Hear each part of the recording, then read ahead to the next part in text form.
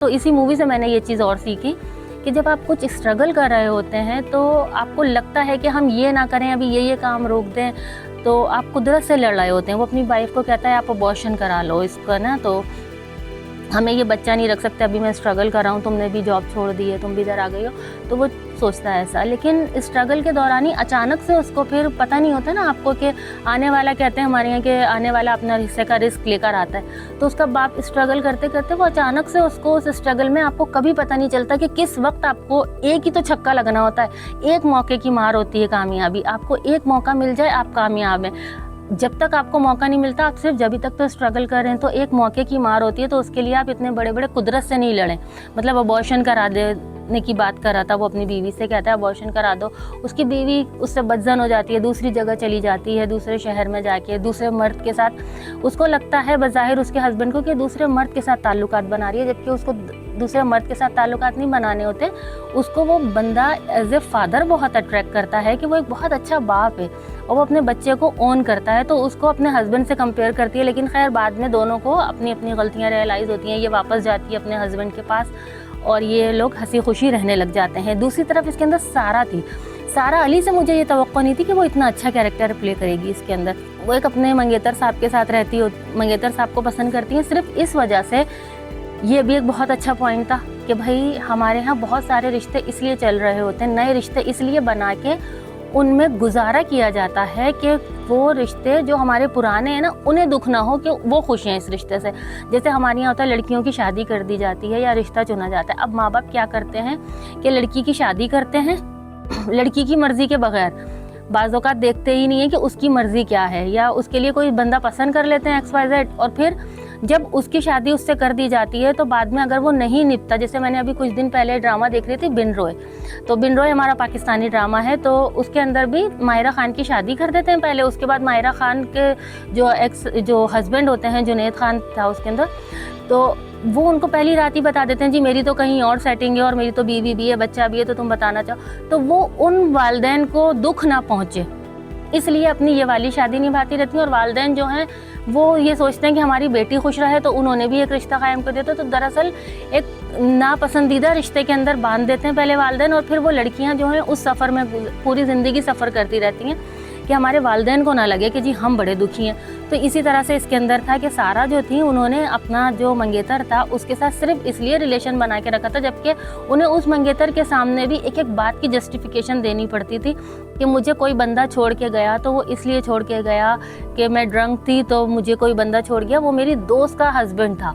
जबकि वो ऐसा नहीं था, वो कोई एक रैंडम बंदा उसको छोड़ के जाता है, आदित्य रॉय उसको छोड़ जाता है घर पे। तो उसके मंगेतर को बड़ा शक हो जाता है उस पर, और फिर वो अपने मंगेतर को एक्सप्लेनेशन दिलाने के लिए अपनी दोस्त का हस्बैंड बना के आदित्य रॉय को लेकर आती है। तो इससे लगता है कि भाई आपके अंदर तो ट्रस्ट इश्यूज इतने ज़्यादा हैं, मगर चूंकि वो उसके माँ बाप की पसंद होता है तो वो चलाना चाहती है उस रिश्ते को कि जी मेरे माँ बाप खुश हैं। अब माँ बाप बेटी को खुश देख के खुश होते हैं, बेटी ये सोच में करे लगेगी कि भाई मेरे माँ बाप इसकी वजह से खुश हैं, तो भाई खुश कौन है इस रिश्तों में?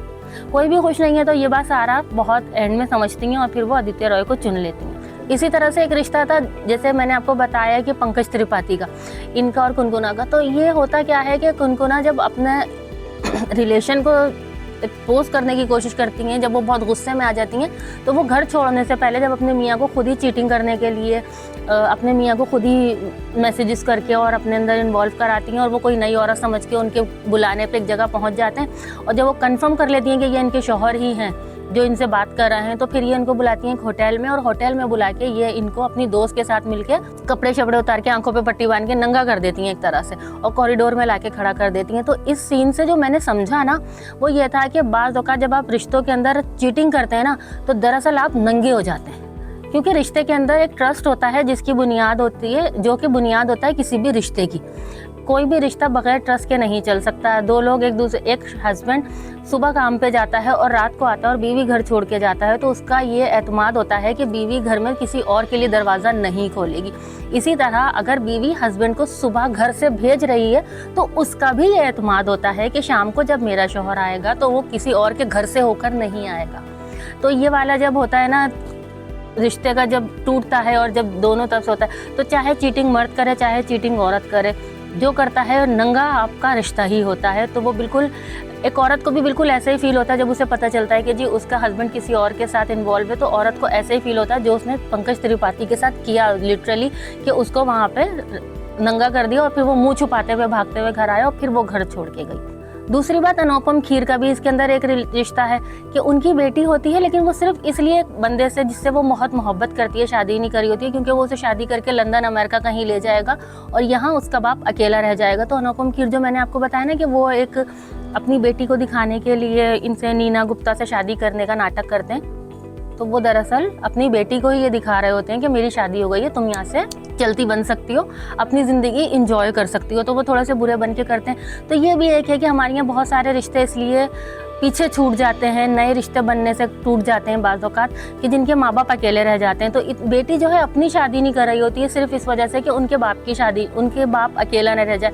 तो इससे कहीं बेहतर ये नहीं था कि वो अपने बाप की एक शादी करा देती, मगर उसने वो नहीं सोचा, बल्कि अपनी कुर्बानी देती रही। तो अपनी कुर्बानी देने से अच्छा कहीं दफ़ा ऐसा भी होता है कि आप अगले के लिए सहूलत कर दें। अब बात कर लेते हैं इस मूवी में सबकी परफॉर्मेंस की। तो अनुपम खेर की परफॉर्मेंस के बारे में और नीना गुप्ता की, इन दो के बारे में तो मैं कोई बात करूँगी ही नहीं, क्योंकि इनसे परफॉर्मेंस की उम्मीद ना रखी जाए, ये तो मुमकिन ही नहीं है कि ये ना दें। इन्होंने तो देनी ही थी परफॉर्मेंस, और मतलब इसके अंदर तो कोई शक ही नहीं है कि इनकी परफॉर्मेंस पे आप बात करें। बात आ जाती है आदित्य रॉय की। आदित्य रॉय वाकई में बहुत अच्छा अदाकार है, उसने साबित किया इस मूवी में भी, बहुत अच्छा रहा मुझे इससे देख के। बल्कि इसके साथ जो सारा का कैरेक्टर था, मुझे ऐसा लगता था कि सारा का कैरेक्टर और अच्छा हो सकता था अगर कोई और अदाकारा करती, लेकिन सारा अली रहते हुए, सारा अली खान रहते हुए जितना अच्छा किया, ये शायद उसका 100% था, क्योंकि वो इससे अच्छा क्या करती। उसने अच्छा किया, मज़ा आया उसका देख के भी। अली फजल की जो एक्टिंग थी वो इसलिए कमाल लगी मुझे, क्योंकि बाज़ औक़ात आपको कुछ कैरेक्टर से मोहब्बत हो जाती है, जैसे मुझे कुनकुना से हो गई। सही है, इस कैरेक्टर को देख के। अभी पंकज त्रिपाठी की तो बात ही रहने दीजिए, वो भी ना कर, मतलब अनुपम खेर, नीना गुप्ता और पंकज त्रिपाठी, उनको तो क्रिमिनल जस्टिस की वजह से मैं तो मतलब पूरी रातें देख के हम लोग इतना टाइम ज़ाया करते हैं, काम धंधा छोड़ देते हैं जी, बाद में लिखेंगे हम अपना ड्रामा, पहले हम ये क्रिमिनल जस्टिस देख लें, क्योंकि उसके अंदर पंकज त्रिपाठी होते हैं। तो इनके लिए तो आप लोग भी तालियां बजा लें, मैं तो फ़िलहाल नहीं बजा सकती, मगर इनका बड़ा अच्छा कैरेक्टर, इन्होंने बहुत अच्छी परफॉर्मेंस दी। कुनकुना की बात की जाए, कुनकुना को शायद कास्ट इसलिए करते हैं क्योंकि उन्हें परफॉर्मेंस चाहिए होती है, लेकिन अली फजल, और इन सब से मोहब्बत हो जाती है, लेकिन अली फजल का जो कैरेक्टर था वो ऐसा था कि उनसे नफ़रत हो जाए किसी को, क्योंकि उन्होंने बहुत जगह पे ऐसे टॉक्सिक हस्बैंड वाली फील दी हमें। तो इसलिए कहीं ऐसा लगा कि शायद इस अली फजल ने जो कैरेक्टर किया वो कैरेक्टर कोई और करता तो इतना अच्छा नहीं लगता। तो इनकी परफॉर्मेंस भी बहुत अच्छी रही, और फातिमा ने भी बहुत अच्छी दी। मुझे फातिमा दंगल से ही अच्छी लगती हैं, लेकिन फातिमा की जो परफॉर्मेंस थी वो वाकई बहुत अच्छी थी। तो मुझे लगता है कि इसके अंदर सब लोग हीरे की तरह से, जैसे अंगूठी में हीरा नहीं बिट जाता, बस इसी तरह से सब लोग बैठ गए। तो मैं समझती हूँ कि अगर आप लोग ये मूवी देखते हैं तो इसके अंदर आपका ना टाइम ज़ाया होगा, ना दिमाग ख़राब होगा, आपको मज़ा आएगा देख के, और बहुत सारी चीज़ें जो छोटी सीखने को आपको मिलेंगी, आपकी अपनी लाइफ में आप लोग चाहेंगे कि इम्प्लीमेंट करें। तो मैं कहूँगी कि आप इसको देखें। और चूँकि ये एक म्यूज़िकल मूवी थी तो इसके अंदर इतने ज़्यादा म्यूज़िक था, इतने सारे सॉन्ग्स थे, इतने सारे, मतलब मज़ा आ गया था देख के।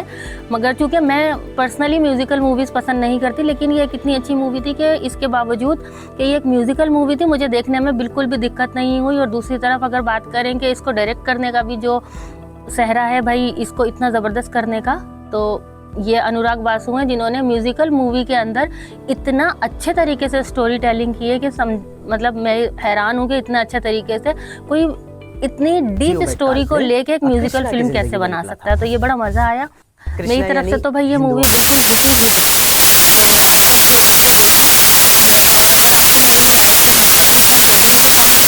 अगर आप मेरी राय से मुत्तफिक नहीं है तो भी आप मुझे कमेंट करके बताएं कि आपको